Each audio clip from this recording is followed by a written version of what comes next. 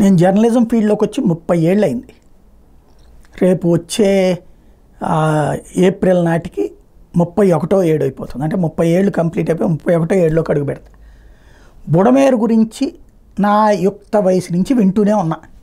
Operation Budameru, Budameru కట్టలు పటిష్టం చేస్తాం, బుడమేరు అది చేస్తాం, ఇది చేస్తాం అన్నది లాజికల్గా. ఎందుకంటే ఆ వ్యవహారం మొత్తం ఆ చివరి నుండి ఈ చివరి దాకా, కొల్లేరు దాకా అంతా తిరిగి అంతా ఆపరేషన్స్ అన్ని చూసిన వాడినే, వాటిట్లో పార్టిసిపేట్ చేసిన వాడినే. కాబట్టి ఆపరేషన్ కొల్లేరు సక్సెస్ అయిన తర్వాతన బుడమేరుకు ఒక అద్భుతమైన అవకాశం చెడగొట్టుకున్నాం.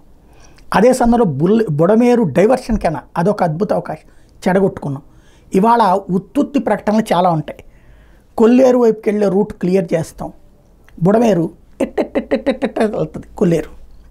అందుకని దానికి లెక్క పత్రం లేదు. ఓ చోట ఎంత ఉంటుంది, ఓ చోట ఎంత ఉంటుంది, ఎట్లాగా అనేది ఒక సిస్టమ్ లేదు.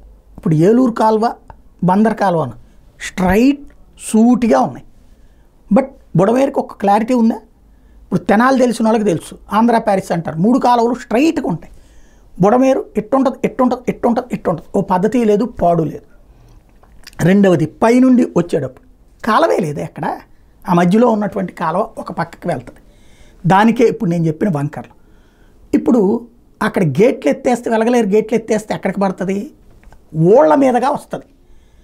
ఏది రాయనపాడు వ్యాగన్ వర్క్షాపు, అట్లాగా కింద ఊళ్ళన్నీ ఊళ్ళల్లో నుంచి విజయవాడ ఊరు, సింగినగర్, రాజరాజేశ్వరపేట, అంబాపురము ఇవన్నిటి నుంచి అట్లా పోయి కుందావరి కంట్రిక ఈ రూట్లో నుంచి పోయి మళ్ళీ అవతల ఉన్నటువంటి పల్లెటూళ్ళ మీద నుంచి పోయి హైవేల మీద నుంచి పోవాలి కొల్లేరుకి. అంటే రోడ్లే దానికి దారులు, ఊళ్ళే దాని దారి. ఇప్పుడు అలాగ కాకుండా ఉండాలి అంటే ఇది కాలువని 50,000 క్యూసెక్కుల నీటి కెపాసిటీకి పెంచాలి. అది కూడా ఇప్పుడున్నటువంటి, నేను మొన్ననే చెప్పినట్టు, ఇది కృష్ణానది ఇక్కడ నీళ్లు ఉంటాయి, కృష్ణానది కట్ట ఇక్కడ దాకా ఉంటుంది. ఈ బుడమేరు వచ్చి ఈ మధ్యలో ఏదైతే బుడమేరు డైవర్స్ కెనాల్ ఈ మధ్యలో ఉంది, అంటే ఇట్లా కిందకి పడాలి. కృష్ణానది కనుక ఈ కట్ట పై దగ్గర దాకా నీళ్ళు వస్తే ఇందులోకి ఎట్టెళ్తాయి? కుదరదే. కాబట్టి అక్కడ ఒకటి సమస్య. కాలువ పైకి ఉండాలి, అది నెంబర్ 1 పాయింట్. దానికి అడ్డం ఓ పక్కన రాధాకృష్ణ గారి ఫ్యాక్టరీ, ఇదంతా. ఇదేమన్నా చేయగలరా? చచ్చినా చేయరు ఆ రూట్లో. అది విస్తరించాలంటే సమస్య అదే. అట్నుంచి అవ్వదు. అట్నుంచి అవ్వనప్పుడు ఇటు బుడమేరు ఎట్లా ఈ కాలువకి చెయ్యాలి అంటే, పరివాహక ప్రాంతం అంతా చేయాలంటే, అసలు ఫస్ట్ ఈ నీళ్లు స్పీడ్గా పోవాలంటే కొల్లేరు మొత్తం ఆక్రమణలే. దగ్గరగా 2.5-3 లక్షల మంది దాని మీద బతుకుతున్నారు. అందులో ఉన్న చెరువుల్లో 90% రాజకీయ నాయకుల అనుబంధమే. కృష్ణా, గోదావరి, పాత ఉభయ గోదావరి జిల్లాలు ఏవైతే ఉన్నాయో దాంట్లో ఉన్న అనేక మంది నాయకుల సొమ్మంతా దాని మీదనే, కొల్లేరులో ఉన్న చెరువులే. అందులో తెలుగుదేశం వాళ్ళే 70-80% ఉంటారు. తెలుగుదేశం నుండి వైసీపీకి వచ్చిన వాళ్ళు ఒక 20% వాళ్ళకి ఉండుంటాయి అప్పుడు అంతకుముందు సంపాదించుకుని. కాబట్టి ఆ చెరువులు పగలగొడితే, చెరువులన్నీ కొట్టేస్తే కొల్లేరు నడుస్తుంది. కానీ అక్కడ 3 లక్షల కుటుంబాలు దాని మీద ఆధారపడి ఉన్నారు. వాళ్ళు ఎక్కడి నుంచి? సాధ్యం కాదు. ఇక అప్పుడు పైన ఇవన్నీ ఇప్పుడు ఏం చేయాలా?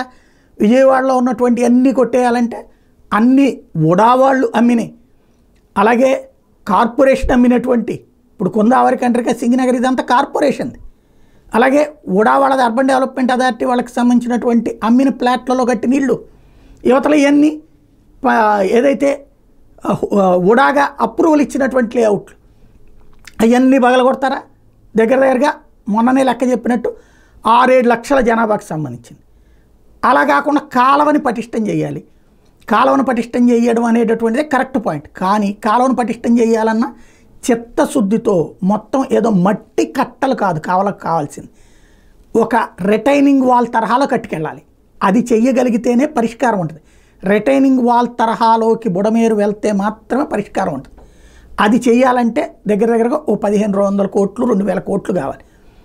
అది చేయడం కష్టం కాదు, కానీ ఆ కమిట్మెంట్ ఉందా? ఎందుకంటే ఆ కాలువని అట్లా రిటైనింగ్ వాల్ కట్టుకుంటూ వెళ్ళేటప్పుడు మధ్యలో బోల్డ్ అంత పొలిటికల్ ఆబ్లిగేషన్స్ ఉన్నాయి. ఎందుకు? భూ సేకరణ చేయాలి అవన్నీ. కాబట్టి ఇప్పుడు ఆవేశపూరిత ప్రసంగాలు ఇవన్నీ ఉంటాయి. అప్పుడు కూడా 2008లో వచ్చినప్పుడు ఎట్లాంటి స్టేట్మెంట్లు ఏమన్నాం? శాశ్వత పరిష్కారం అని ప్రారంభిస్తారు, ఆ తర్వాత పక్కకి వెళ్ళిపోతుంది. దాంట్లో మధ్యలో కోర్టులు వస్తాయి, ఇవన్నీ వస్తాయి. సాధారణ ప్రజలకు ఇప్పుడు నీళ్ళలోంచి బయటకు వచ్చాడు కాబట్టి ఎవరికి ఏం సంబంధం లేదు.